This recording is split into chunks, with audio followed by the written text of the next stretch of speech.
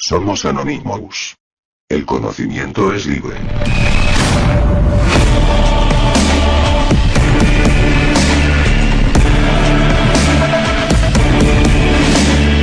Un saludo cordial a todo Bolivia, y en este día queremos presentar el documental Caída y exilio del presidente Evo Morales. Primeramente tendremos la participación del presidente de Argentina con sus declaraciones y posteriormente del presidente de México con respecto a cómo fue que se logró coordinar las operaciones para que se pudiera trasladar al presidente boliviano a territorio mexicano. También queremos mencionar las declaraciones del presidente Evo Morales de cómo se perpetró el golpe de Estado aquí en nuestro país.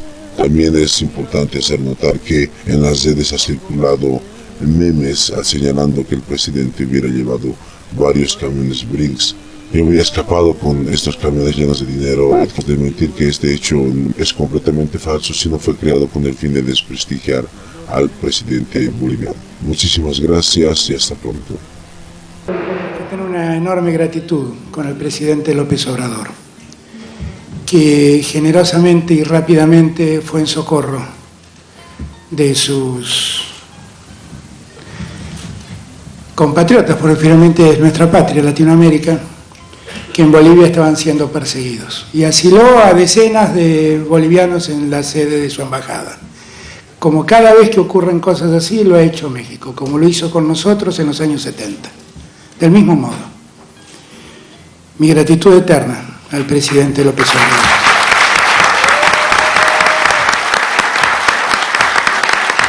Hay otros hombres que de modo más silencioso también ayudaron.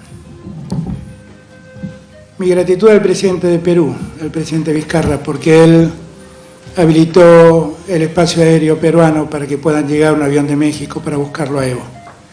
Y se movió diplomáticamente para tratar de facilitar la llegada de ese avión a buscarlo a Evo, que todavía estamos esperando que llegue, pero que espero que llegue pronto. Gracias al presidente Vizcarra de Perú. Perú es otro país que muchas veces abrió la puerta a los necesitados y perseguidos de América Latina.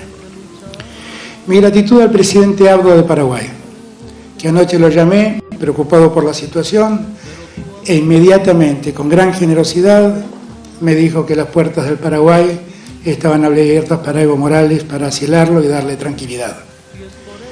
No hizo falta eso porque México ya nos había dado la ayuda, pero mi gratitud al presidente Abdo. Es una muy mala jornada realmente, no es un lindo día para los que queremos que la democracia se afiance entre nosotros. No hay ningún ejército que haya liberado un pueblo. Ha habido un golpe de Estado en Bolivia, para que nadie se confunda. Y para que hablemos claro y sin mentiras. Como ya ustedes tienen la información, el día de ayer recibimos la comunicación por parte de Evo Morales de aceptar el ofrecimiento de asilo que México ofreció. A raíz de ello se instruyó por parte del señor presidente que se trasladara una aeronave de nuestra Fuerza Aérea para pasar literalmente a Bolivia por Evo Morales. Bueno, serían muchos los detalles, pero me voy a referir a los puntos principales. Ha sido como un periplo por diferentes espacios y decisiones políticas. En primer lugar, la ruta que se eligió fue a través de Lima, Perú. Se pidió autorización al gobierno de ese país, se nos otorgó. La aeronave bajó en Lima, Perú, como primer punto de contacto. Ahí tuvo que esperar porque para poder conseguir las autorizaciones en Bolivia correspondientes, pues ya se imaginarán ustedes el problema, en virtud de que están en medio de un proceso político muy complejo y entonces no está claro quién decide qué. Al final del día se otorgó el permiso por las autoridades competentes en Bolivia y se le dio instrucción a la aeronave que viajara.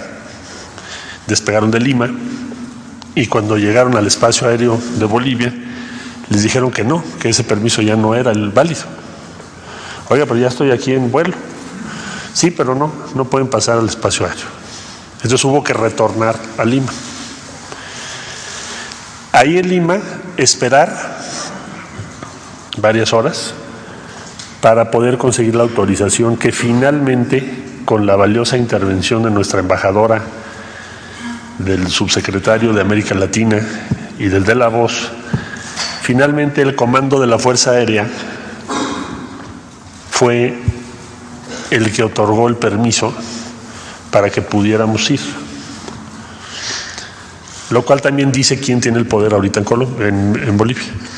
Entonces, pasó la aeronave, llegó al aeropuerto donde estaba esperándonos Evo Morales, y la ruta que teníamos prevista para retornar pues era la misma, regresar por Lima, después sale a aguas internacionales y de ahí hasta México.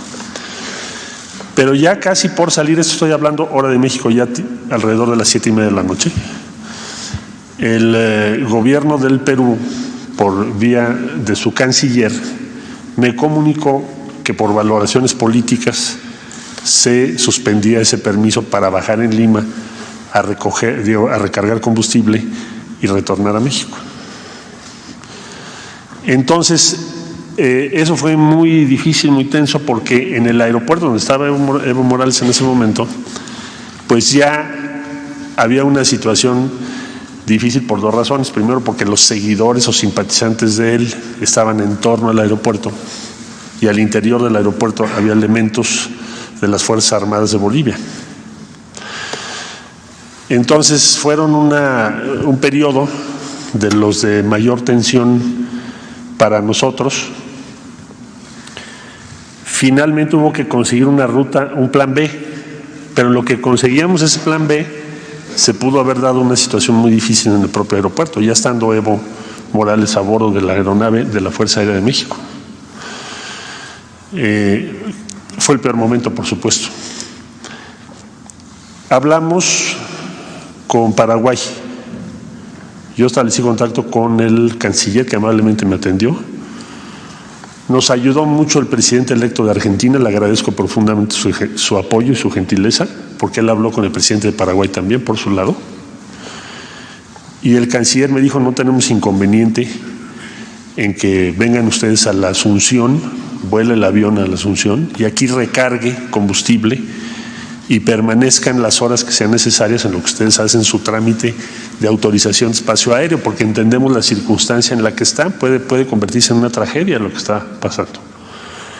Entonces, amablemente, y le agradecemos mucho al gobierno del Paraguay, entonces nos concedieron esta autorización, pero ya se imaginarán ustedes que cada autorización requiere hablarle a alguien en la dirección correspondiente, mandarle los datos, sacar el permiso, llámeme ahorita en un momentito, y eso es normal en todos los países.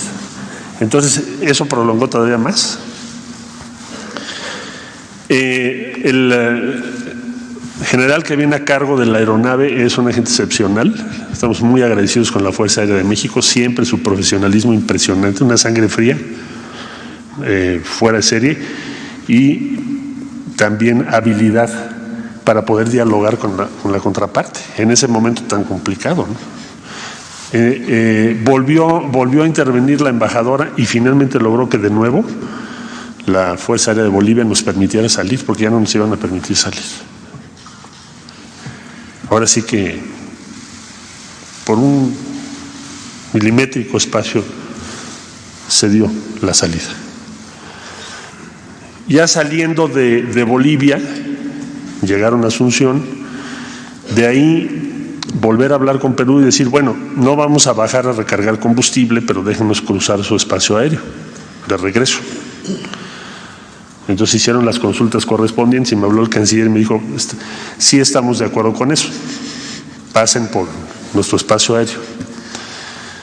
Luego, hablar con el canciller del Ecuador para decir: oye, si necesitamos recargar combustible, ¿podemos bajar en Guayaquil? Consultas, me dijo: sí pueden bajar en Guayaquil para recargar combustible, si es necesario para ustedes.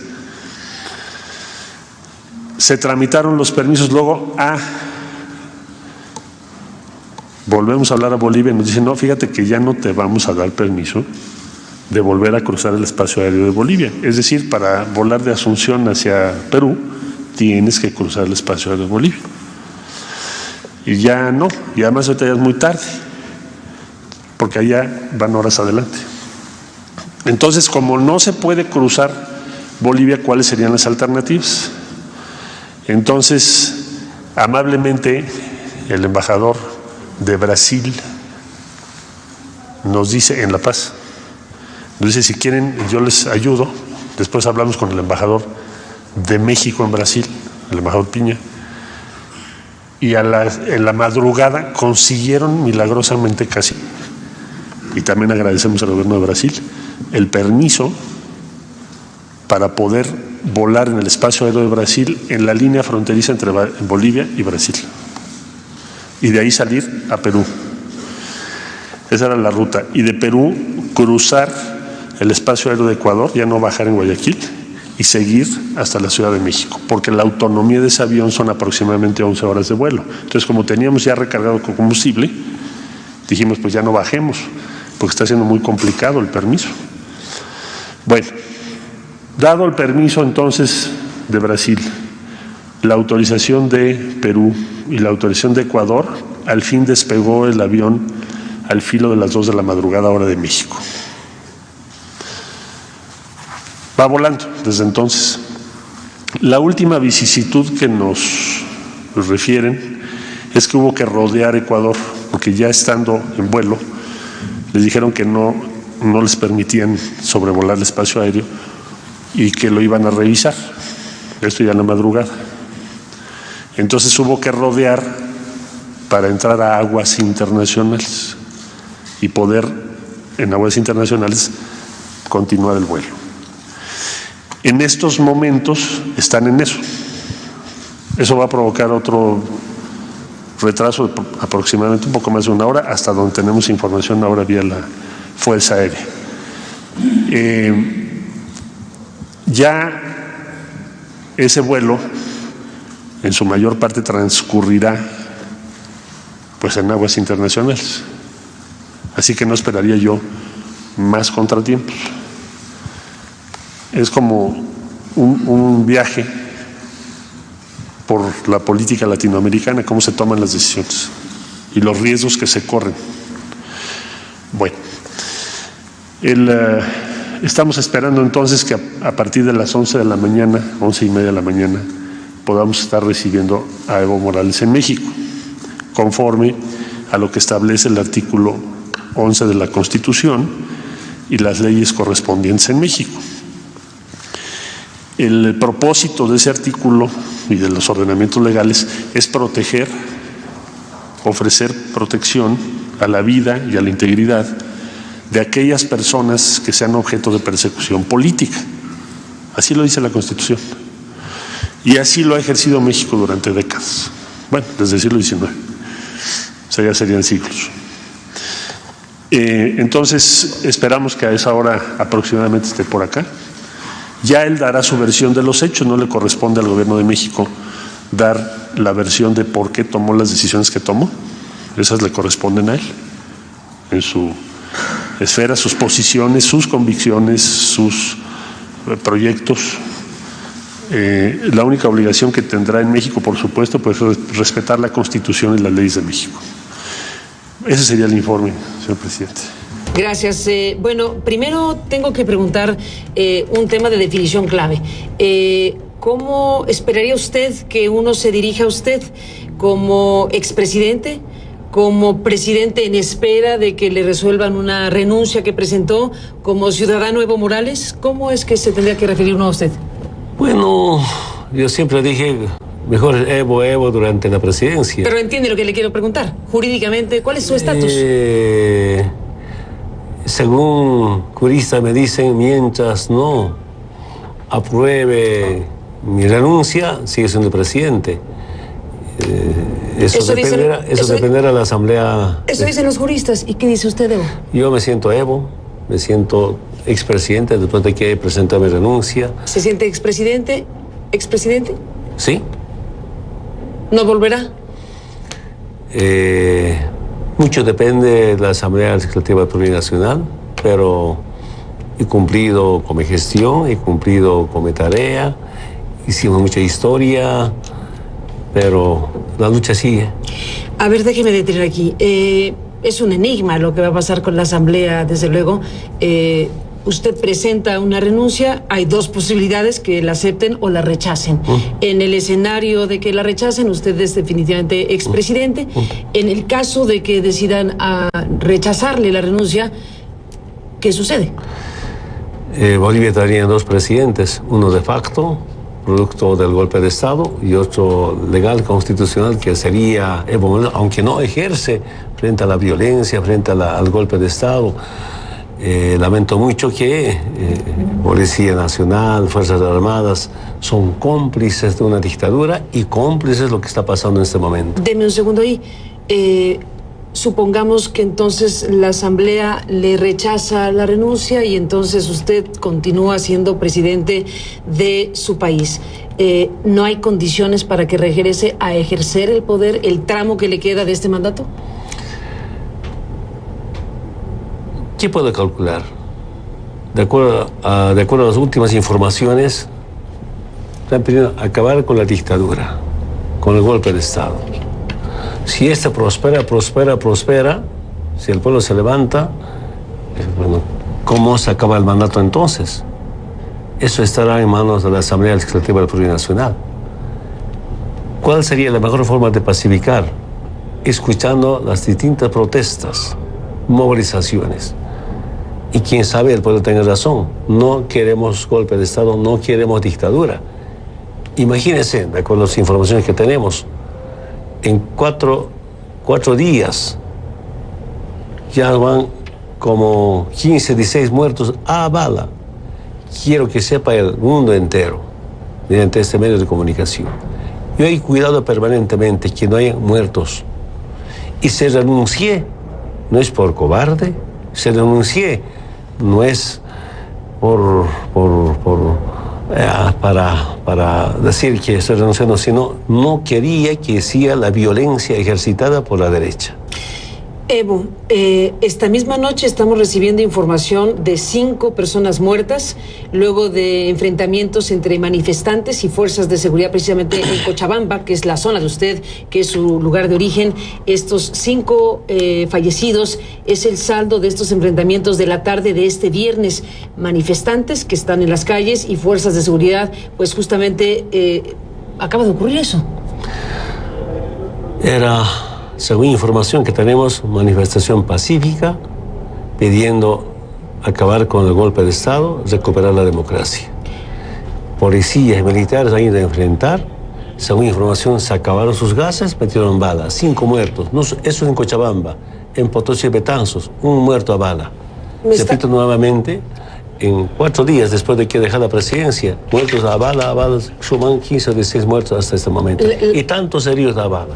Lamento mucho actualizar la información. Nos está diciendo aquí nuestro equipo de producción que la información última que tenemos de este evento trágico es que son 8 muertos, que ha subido el número de muertos según la información de CNN, y 100 heridos se calcula. Más de 100 heridos, 8 muertos en esta confrontación, duros enfrentamientos registrados la tarde de este viernes. Prácticamente una masacre. Creo que ya es un genocidio, así entiendo. Lamento mucho. Tantos muertos. A mí me acusaron, porque gané tantas veces las elecciones, dictadura de Evo, dictadura. Esta es la dictadura. Esta es la verdadera dictadura, cómo se vive con golpes de Estado. Ahora que sepan las nuevas generaciones, cómo con golpes de Estado, en una dictadura se vive con tantos muertos. Repito nuevamente, hasta el día domingo que renuncia, ni un muerto a bala en Cochabamba ni en Bolivia. Nuestra posición siempre es defender la vida, defender fundamentalmente a la gente más humilde. Evo, usted ha contado algunas partes de estos últimos días. Ha contado fundamentalmente lo que ocurrió el 9. Ha hablado de un oficial que le dice: Presi, me están mandando sus mensajes. Lo que usted ha contado, estos mensajes en donde le ofrecían 50,000 palos grandes o $50,000 a cambio de que lo entregara. Usted tiene esa información y ha contado ese día 9. Pero le falta contarnos algo, presidente. ¿Cómo sucedió todo? ¿Cómo fueron sucediendo las horas, el 9, el 10, el 11? Yo tenía reunión de emergencia con la región del trópico de Chabamba y el 9 de noviembre fui allá en la tarde. Llegué al aeropuerto de Chimoré y, como siempre, la avanzada, equipo de seguridad, y uno de ellos, con cierto nerviosismo, me llama aparte, dice: Presi, tengo estos mensajes. Le digo, me hace leer mensajes que decía que coordinemos, que nos entregan a Evo, y que dijo por llamadas telefónicas, entre mensajes y llamadas telefónicas. Le había dicho a ese equipo de seguridad: no deja a Evo, nosotros hacemos operativo y tienen 50 palos grandes. ¿Qué esos 50 palos grandes? Es $50,000 para que me entreguen a grupos de la derecha. A mí me sorprendió eso. Pero tan sano, ¿no?, honesto y leal el equipo de seguridad para informarme, repito, el día sábado, el 9. De la tarde. ¿Y qué ocurrió el 10? El 10, mira, el 10 domingo, quiero que sepa algo. Estuvimos reunidos en la ciudad de Alto, en la terminal presidencial, y evaluando, estuvimos a las 2 de la mañana, y nos informan primero que la OEA había decidido ya adelantar el informe de auditoría electoral. ¿Qué pasa? Porque de acuerdo a la información de Cancillería, recién el día 13 debería informar, y no el 10. Yo dije, queremos saber cuál es el informe. Informe sería largo, comentarios, pero la OEA toma una decisión política que técnica. Yo dije que se contactara con Luis Almagro para saber si está cumpliendo, porque primero no ha cumplido su compromiso. Repito nuevamente, tiene que dar el informe el 12 de noviembre. Además de eso, ellos pedían mejor dar el informe el 13, pero ya el domingo 10 en la madrugada estaba informando. No quisieron. Yo dije, contácteme con el personal de la OEA que estaba manejando este informe. Hablé, le dije, comuníqueme urgente con Luis Almagro. No quiso comunicarme, intentaré, yo dije, paren eso. Si no paran ese informe, ustedes van a ser responsables de un incendio, enfrentamiento en Bolivia. Ese informe no resuelve. La tarea de ustedes es como pacificar, como un organismo internacional de América. Me dijo un rato, tratar de comunicarme, pero no quiso. Pero sálvame responsabilidad. Oportunamente dije al responsable de la OEA, ahora, lo que está pasando también es responsable de la OEA. Advertí por si acaso. Son repartos responsables de tantos muertos de la OEA. Lamento mucho que no han cumplido por decisiones políticas, y ahora cómo está Bolivia. Y después, ya en la mañana, en la tarde, decidí irnos a Chimoré otra vez, ya con la por entonces ministra de Salud, con el compañero vicepresidente. Llegamos a Chimoré. El piloto, lamento mucho decir, que era comandante del grupo presidencial, no quiso levantarme el vuelo. Yo dije, ¿qué pasa? Yo no renuncié. Sigue siendo el presidente. Vamos, no quiso. Raro, sospechoso. ¿Antes de la renuncia? Antes de la renuncia. ¿No quiso levantar el vuelo? Sí, no quiso ni siquiera abrir el avión presidencial.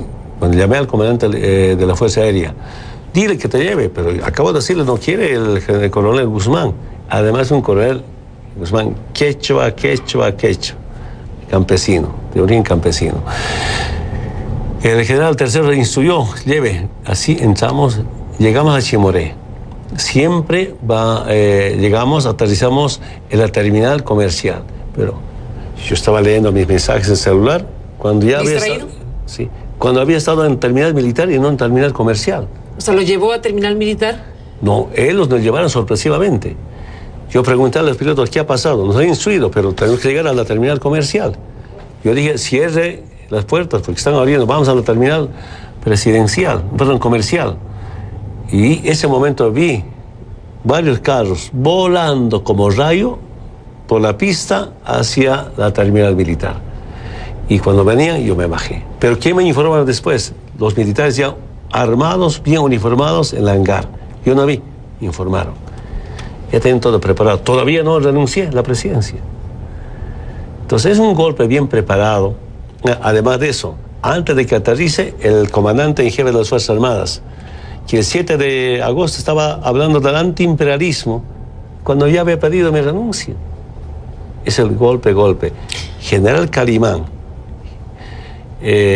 hasta hace poco tiempo, comandante en jefe de las Fuerzas Armadas, yo creo que no hubo otro García Meza de estos tiempos. Entonces, ¿por qué digo? A esa presidenta le falta poniendo la medalla presidencial. No entiendo. De verdad, estoy sorprendido. Déjeme hacer una pausa, Evo, y volvemos en esta conversación. Regresamos. Evo, usted, previo a la renuncia, había anunciado que sí estaba dispuesto a que se cambiara el tribunal y estaría dispuesto a nuevas elecciones. Mira.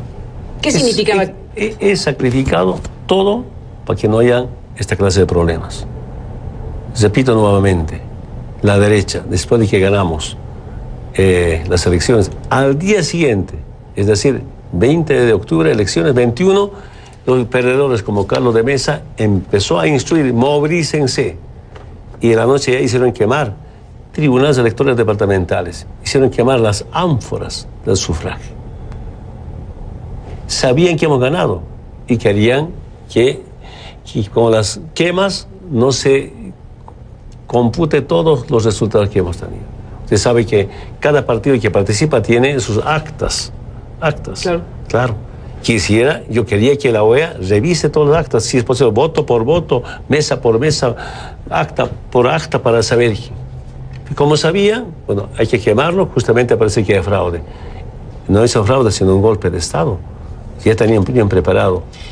De entre las cosas que ocurrieron en esas horas, Evo Morales, está el ingreso a su propia casa. Las imágenes que circularon muy ampliamente, se vandalizó su casa, se mostró su propio domicilio, una imagen tremenda con un letrero de grandes letras, hijo de P, ¿no? Una agresión muy fuerte a su entorno. ¿Qué dice de eso? ¿Qué era, Rafa? Primero, convocamos a un diálogo los 4 partidos que hemos obtenido representación en la Asamblea Legislativa del Plurinacional. Rechazaron. Y para evitar esa violencia generada contra mis hermanos, quiero decirles, de nuestros asambleístas nacionales, autoridades regionales como los gobernadores, alcaldes, familiares, dirigentes sindicales nacionales, llegan a la casa del dirigente de estos violentos, mandáricos, y hacen llamar a su compañero que está en otras partes. Quemamos tu casa si no hablas contra Evo Morales, si no gritas Evo cabrón. Quemamos tu familia, tus hermanos, tu esposa, tus hijas, si no renuncias al cargo. Es el fascismo. La sede sindical de la Federación del Trópico, 3 veces quemaron. Sedes sindicales en Potosí, en Chuquisaca, solo del movimiento campesino. Imagínense el racismo. Es lo que hemos vivido. Y yo dije, evidentemente, para evitar eso, primero, que haya nuevas elecciones, con nuevos miembros del Tribunal Electoral. Además de eso, sin Evo Morales y con nuevos actores políticos. Denunciando mi facultad, mi derecho a participar. Todo para pacificar, todo aporte para que los grupos violentos no sigan amedrentando e intimidando a mis compañeros. Escarmiento. ¿Cuántas casas quemadas? Yo me pregunto, ¿dónde está la fiscalía? ¿Y dónde está la policía para proteger? No hay nada. ¿Sabe? El delito que tengo es ser indígena. El delito que tengo es que, con gracias a los movimientos sociales, nacionalizamos los hidrocarburos. Implementamos todas las políticas sociales para la reducción de pobreza, como hace un momento usted comentaba. Es nuestro delito. Y además de eso, ya decidí renunciar, porque dicen renuncia de Evo y Álvaro. Ya renunciamos para que no sigan siendo agredidos nuestras familias. Pero ¿para qué me buscar? Para el golpe de Estado. Ahora es lo que estamos viendo, lo que está pasando con la dictadura de estos grupos. Ahí son responsables, comités cívicos como Camacho, como Carlos de Mesa, que es el primero, ya al día siguiente de decir, hay fraude, movilícense. Mandaron a quemar como tribunales electorales. Claro, Carlos de Mesa de Nigoni. Usted sabe la masacre de octubre del 2003. No olvide su costumbre de seguir masacrando al pueblo boliviano. Evo Morales, déjeme hacer una pausa y regresamos en esta conversación. Bueno, regresamos en esta conversación con Evo Morales. Bueno, Evo, en los momentos que nos quedan de este programa hay varias cosas. Por supuesto, los escenarios. ¿Qué podemos imaginar si ya el tema de la violencia empieza a arrojar resultados como los de esta tarde-noche? Desde luego, nadie quisiera, en su sano juicio, que esto escale. Pero estamos frente a una circunstancia en donde pues la ONU nombra a un enviado de Antonio Guterres. Usted le da la bienvenida, usted celebra que se nombre a esta persona. ¿Qué esperaría Evo Morales en las próximas horas y días? Yo, después de que llegué a México, convoqué a diálogo nacional de alto nivel, comités cívicos, partidos opositores que perdieron, nosotros, los movimientos sociales, para instalar una reunión. ¿Qué mejor con mediación? ¿Qué mejor con la participación o por lo menos el gran seguimiento? Esta tarde me visitó el canciller de Uruguay. ¿De Uruguay? Y me dijo, yo le dije, bueno, me dijo, ¿qué podemos hacer? Así como intentaron Uruguay, México, algunos países mediar en caso Venezuela, porque ellos activan para mediar. Que sepa la comunidad internacional, bueno, cuál es el origen de este problema. ¿Por qué la dictadura? ¿Por qué el golpe de Estado? Ahora, ¿por qué tantos muertos? Prácticamente es una masacre. Yo creo que estos son delitos de lesa humanidad. De acá a poco tiempo sean partidos opositores, mis opositores, o comités cívicos, o este gobierno de facto, tienen que ser juzgados, porque no puede quedar con tantos muertos. Repito nuevamente, que en 4 días casi 20 muertos a bala. Yo salvo mi responsabilidad y hablé permanentemente con la policía, especialmente. No me metan bala a mi pueblo.